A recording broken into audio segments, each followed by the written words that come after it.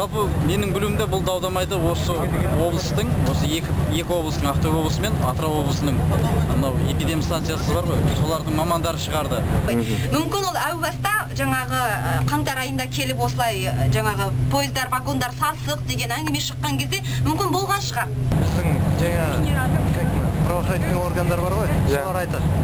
Өйткені ол мына сот шешімі әлі бекітілген жоқ, 3 ай уақыты бар екен. Бірақ енді адамның сезімі бар дегендей, мына общественное мнение, да, оно рождается из публикации СМИ, правильно? Что-то мне здесь что-то изгорит, я не улавливаю.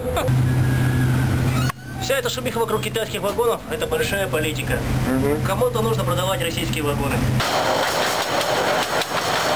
Әлгі жалаушылардың білегін шағымын жазатын кітапты оқып көрдім. Соның ішінде біреу жазыпты, бір жалаушы жазыпты, жақсы жазыпты. Бұл дау-дамайдың несі біреулер бөлісе алмаған сияқты, қаражат мәселесінен шыққан, жоғарыдан шыққан деген пікір бар. Берік, қалай ойлайсың, осы жалпы дау-дамайдың туу себебі неде? Без комментариев. Достар, біздің 2 күн бойы жүрген вагонымыз осы, вагон көріп тұрсыздар, көк кілемше төселген, көк кілемшенің бойында жаңа ағаштан жасалған есіктері бар.